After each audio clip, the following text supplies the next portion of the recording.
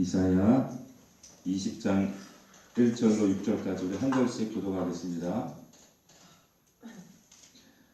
자, 제가 먼저 읽습니다. 아수르의 사르곤 왕이 다르단을 아스도스로 보내매 그가 와서 아스돗을 쳐서 취하던 해니라.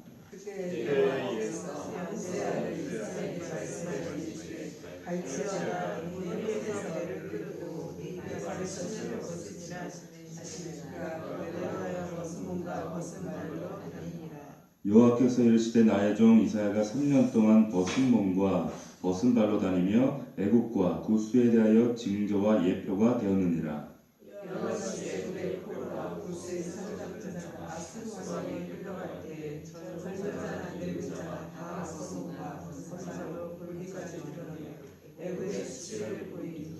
그들이 바라던 구스와 자랑하던 애국으로 말미암아 그들이 놀라고 부끄러워할 것이라. 그날에 이 해변 주민이 말하기를 우리가 믿던 나라 곧 우리가 아수르 왕에게 벗어나기를 바라고 달려가서 도움을 구하던 나라가 이같이 되었은즉 우리가 어찌 능히 피하리오 하리라. 네.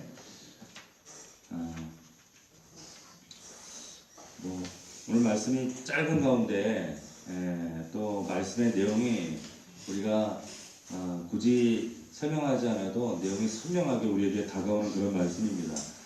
간단히 요약을 하면 이 유다와 그 주변 나라들이 그들이 신뢰하고 의지했던 애굽이 결국 애굽에 의해서 멸망당하게 될 것이다 라고 하는 예언인데, 그 징조를 하나님께서 예표를 보여주시는 사건이 이사야에게 3년 동안 벌거벗고 다니라는 거예요. 한마디로 그런 퍼포먼스를 통해서 하나님께서 강력하게 지금 설교하시는 겁니다.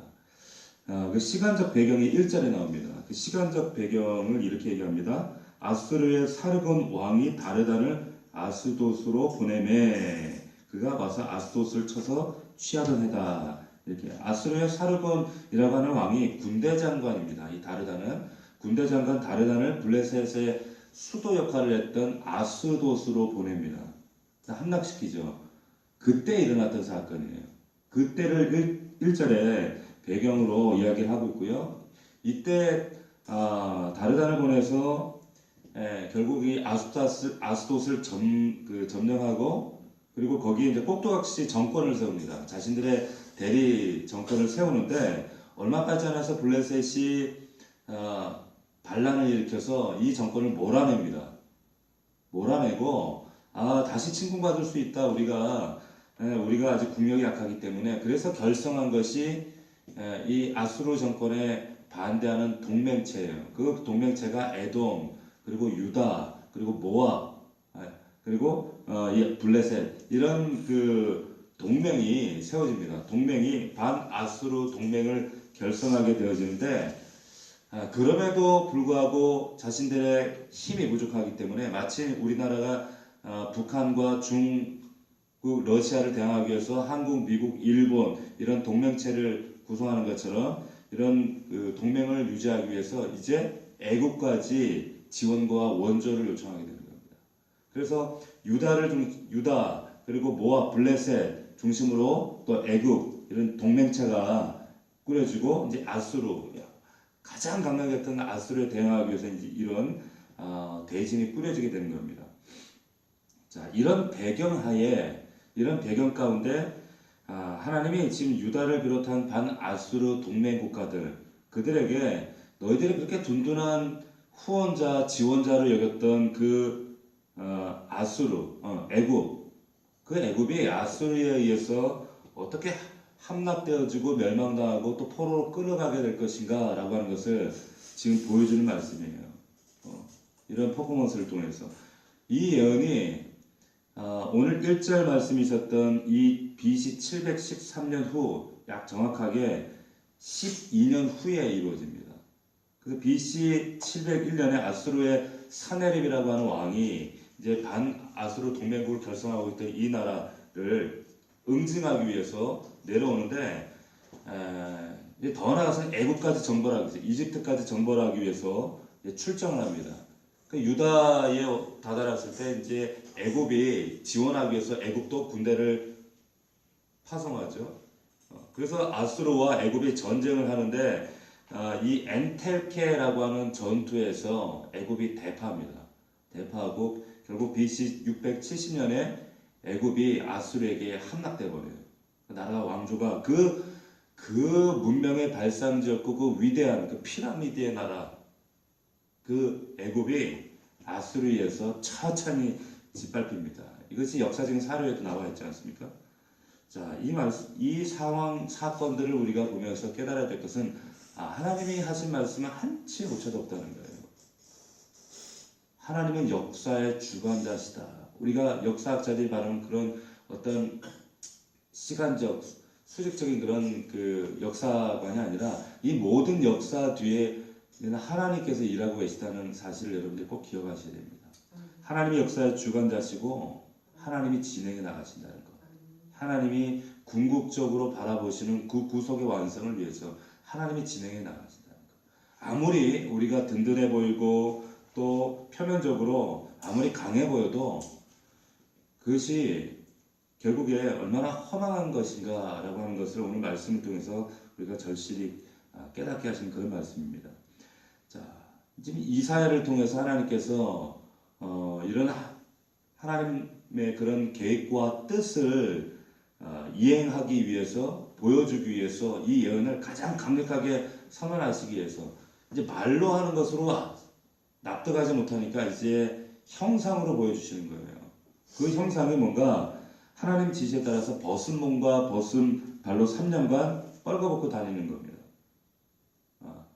이 설교가 이런 전위 행위가 된 거예요. 하나의 상징적인 이런 퍼포먼스를 하는 겁니다. 우리 가끔 저 서울 시내 같은 데 가면 퍼포먼스를 하죠. 전위해서를 한답시고 사람들이 온몸에 뭘 칠하고 혹은 뭐 이렇게 쫄티 같은 걸 입고 또 뭘 하얀색을 칠하고 이렇게 막 연출합니다. 근데 그게 어떤 말보다 강력하게 어떤 메시지를 주잖아요. 똑같은 거예요. 지금 이사야에 빨가벗고 이런 전위 행수를 하게 하는 겁니다. 왜 그런가?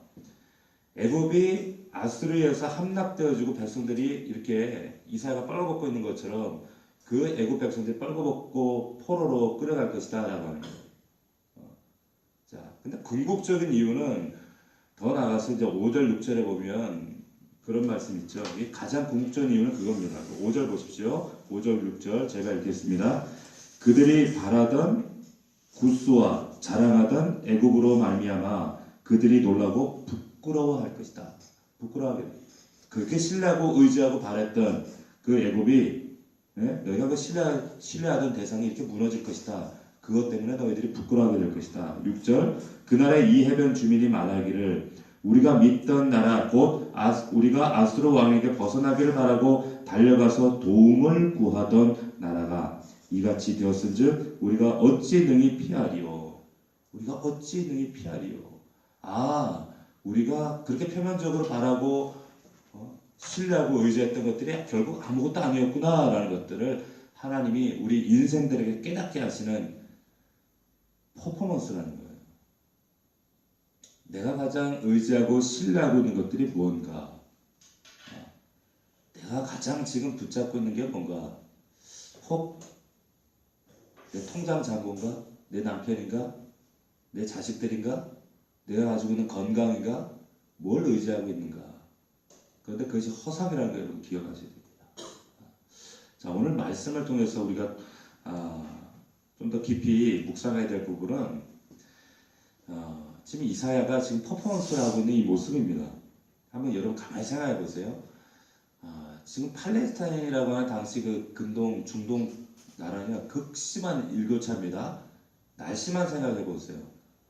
날씨만 생각해도 이 뻘벗고 다닌다는 게 쉽지 않습니다. 더군다나 이 모래먼지를 동반한 이 사막의 바람, 그리고 무엇보다도 지금 이사야는 여러분 그 일반 평민 출신이 아니에요. 왕족 출신입니다. 왕족 출신의 더군다나 선지자입니다. 당시 유다 백성이라면 이 이사야 그러면 모르는 사람이 없어요. 다 합니다. 그런데 뻘거벗고 알몸 퍼포먼스를 3년 동안 이 이사야가 느꼈을 이 수치와 이 정신적인 고통, 하나님이 시키긴 해야 되는데 이게 말이나 됩니까? 이게 얼토당토하는 참 비합리적, 비상식적인 것을 하나님이 요구하시는 겁니다. 지금 사람들이 바라볼 때 미친 사람 취급 하지 않겠어요? 저 맨날 뭐 심판이 어쩌고 맨날 뭐 예언이 어쩌고 하더니 이제 저 완전 맛이 갔네 저거. 저 완전 미쳤네 이사야 저거. 빨가벗고 다니면서. 쟤 저럴 줄 알았어 저거. 그러는 거예요. 그런 소리, 그런 사람들의 수군거림 이런 것들을 감내하고 감수하고 오직 동족과 열방을 향해서 하나님의 스스로가 메시지, 하나님 뜻이 되기 위해서 자기 알몸 자체가 하나님의 설교가 되는 거예요. 근데 묵묵히 순종합니다. 여기 어디 말씀을 봐도 하나님, 그래도 이건 아니지요. 하나님께서 이렇게 비상식적으로 이렇게 구시면 사람들이 하나님 말씀으로 제대로 받겠습니까? 이해하겠습니까? 이러시면 곤란합니다. 제 체면이 있죠. 좀 상황 봐가며 하셔야죠. 얼마든지 그럴 수 있음에도 불구하고 이사야의 그런 어떤 항변이 전혀 성경에 기록되어 있지 않습니다. 자신의 체면보다 하나님 말씀, 순종이 우선이었다는 거예요. 순종이 우선이에요. 사명자에게 중요한 것은, 필요한 것은 순종입니다. 다른 어떤 것보다 순종입니다. 이 자리에 나와 있는 여러분들이 사명자입니다. 믿으십니까? 여러분들이 사명자예요. 목자로 혹은 우리 집사로, 권사로, 성도로 우리 교회 이 공동체 안에서 여러분 각자가 하나님의 사명자예요. 사명자에게 필요한 것은 자기 체면, 자기 위신, 사람들의 시선, 어떤 요구, 바램 그런 것이 아니라 순종이에요. 예수님께서 이 땅에 내려오실 때 한번 생각해 보세요. 하나님이신데 자신이 지은 그 피조물 때문에 이 땅에 내려와야 된다. 그리고 빨가벗겨져 십자가 달려 죽어야 된다. 그 하나님이셨던 예수 그리스도가 포기해야만 했던 그 순종의 대가 이게 너무 컸죠. 우리는 그런가 보다 하지만 여러분 예수 그리스도께서 우리에게 직접 보여주신 그 순종의 퍼포먼스를 한번 생각해 보십시오. 우리는 거기 100만 분의 1도 과연 지금 따라하고 있는가? 여러분들이 지금 순종하기 어려운 이유가 뭔가? 하나님께서 우리 넘치는 교회 공동체를 통해서 또는 내 삶의 주변에서 나에게 순종을 요구하실 때 그 순종이 어려운 이유가 뭘까요? 한번 스스로 한번 질문해 보십시오. 가장 큰 이유는 아직 내가 십자가의 그 은혜와 능력을 체험하지 못했기 때문이에요. 책가방 들고 교회는 다니는데 하나님과의 인격적인 만남이, 충격적인 만남이 부족해요. 자기 부인이 없어요. 자기가 아직 살아있어요. 하나님 왜 이러십니까? 내가 그래도 그것까지는 안 되겠습니다. 하나님이 쓰시는 히브리서에 기록된 믿음의 사람들, 믿음을 삶으로 증명해 보았던 믿음의 선배들의 그 순종의 자리에는 어떤 항거도 없습니다. 단 1%의 불순종도 없어요. 아직 내가 살아있기 때문에 그럽니다. 목자로, 집사로 각자의 하나님께서 사명자로 우리를 부르셨어요. 그런데 왜 순종이 되어지지 않는가? 하나님의 음성이 내게 왜 나를 지배하지 않는가? 여러분 스스로 자문해 보셔야 됩니다. 30년, 40년의 신앙생활 가운데 왜 순종이 이다지도 어려운가? 얼마 전에 그 TV와 언론상에 나왔던 그 뉴스 가운데 어떤 19살 먹은 청년이 19살이면 지금 이제 고등학교 갓 졸업한 아이잖아요. 그렇죠? 만으로 19살이니까 그 아이가 징역 15년을 구형받았어요. 구형받고 나서 엄마 보고 싶어요 하고 울었다는 그런 기사가 나왔습니다. 이게 어떤 사건인가 하면 이 아이가 이 청년이 엄마가 공부하라 그 소리에 갑자기 팍 뚜껑이 열린 거예요. 그래서 엄마가 자고 있을 때 엄마를 방에 가서 칼로 찔러버린 거예요. 19살짜리 아이가. 그리고 15년 구형을 받고 난 후에 법정에서 엄마 보고 싶다고 통곡을 했다는 겁니다. 그러니까 참 그 우발적이죠. 그러니까 15년 비교적 살인죄 치고는 짧은 형을 받은 거죠. 근데 얼마나 안타깝습니까? 엄마가 왜 너 공부해라 공부해라 그랬겠어요? 너무 잘 알잖아요. 근데 그때 당시는 안 들리는 거예요. 하나님께서 우리에게 순종을 요구하실 때는 순종에 대한 하나님의 은혜와 보상이 있어요. 근데 그때는 그게 안 들려요. 내 육신의 생각, 내 육신의 자아가 아직 살아있으니까 하나님 정말 비합리적으로 왜 이러시나. 신앙생활 꼭 그렇게까지 해야 됩니까? 항거하는 거예요. 내 속에 아직도 죽지 않은 내 육신의 소욕이 항거하는 겁니다. 순종에는 하나님의 반드시 축복이 있습니다. 그걸 머리로는 아는데 내 몸이 따라가지 않는 거예요. 이 이사야가 이 순종을 통해서 치러야 할 대가는요, 정말 상상하기도 힘들었습니다. 하나님께서 우리에게 순종을 바라실 때 분명 우리에게 이 이사야만큼의 요구를 우리에게 바라시지도 않으세요. 왜? 이사야만큼의 우리가 믿음이 있지 않아요. 그렇지만 하나님은 끊임없이 우리에게 그 순종을 요구하십니다. 매일매일 우리가 그 길을 따라가야 돼요. 온전히 하나님 앞에 순종할 수 있는 저와 여러분들이 되기를 주의 이름으로 축원합니다. 삶 가운데 작은 것부터 오늘 순종하세요. 뭐 대단한 것 하나님 바라시지 않으세요. 하나님은요 우리한테 지금 당장 어느 날 갑자기 감당할 수 없는 그런 것들 너 갑자기 저 아프리카 케냐로 가라 감비아로 가라 그렇게 안 하세요. 오늘 하루 할 수 있는 작은 순종 요구하신다. 그게 쌓여야 큰 것도 요구하시는 겁니다.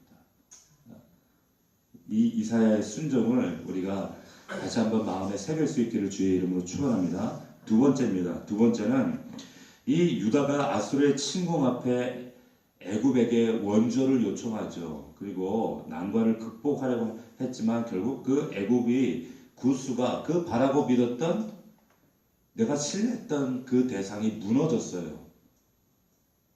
자신들이 신뢰하고 의지하던 모든 것들이 뭡니까? 허상이었다는 것을 깨닫게 되는 겁니다. 허상이었구나. 아무리 우리가 사방이 막혀 보이고 난관이 있고 그럴지라도 그때 우리가 믿음의 사람들이 해야 할 일은 뭔가 하면 그럴수록 하나님을 바라고 의지하는 거예요. 세상 허상이 아니라 그때 믿음의 시각을 뜨는 겁니다. 유다처럼 그때 허상인 애굽을 집중하는 것이 아니라 그때 믿음의 눈을 떠서 이때 하나님을 붙잡아야 하는구나 실상을 붙잡는 거예요. 그것을 지금 말씀을 통해 우리에게 깨닫게 하시는 겁니다. 우리가 언제 타락하는가? 우리가 무릎 꿇지 않을 때 그 타락이 시작됩니다. 언제 우리의 믿음의 시각이 닫히는가? 우리가 하나님 앞에 기도하지 않고 말씀을 복상하지 않을 때 그때 우리 영적 타락이 시작됩니다. 타락이 한순간에 저 강남에 혹은 세상 가장 음란한 그런 세상 사람들처럼 타락하는 것이 아니라 타락인 줄도 모르고 서서히 우리가 영적으로 무너진다는 거죠. 우리 자신을 지킬 수 있는 비결은 뭔가? 하나님 앞에 시시각각 내 영혼을 무릎 꿇리는 거예요. 무릎 꿇고 하나님 말씀이 도대체 나를 어떻게 견제하시고 순종하길 원하시는가? 말씀을 통해 계속 하나님 앞으로 나아가는 겁니다. 말씀을 정리하겠습니다. 우리가 변화산 새벽기도를 통해서 먼저는 내 영혼이 하나님 앞에 바로 변화되시길 바랍니다. 오늘 말씀을 통해 다시 한번 순종이 무엇인지 다시 한번 깨닫고 내가 여전히 하나님보다 더 신뢰하고 있는 것이 무엇인지 내 손에 쥐고 이걸 놓잡고 있는 것이 뭔지 다시 한번 주님 앞에 우리 자신의 영적인 상태를 점검하시고 회개하고 오늘 한 날도 이 말씀 붙잡고 다시 한번 견고하게 세움받을 수 있는 저와 여러분들 되기를 주의 이름으로 축복합니다. 기도합시다.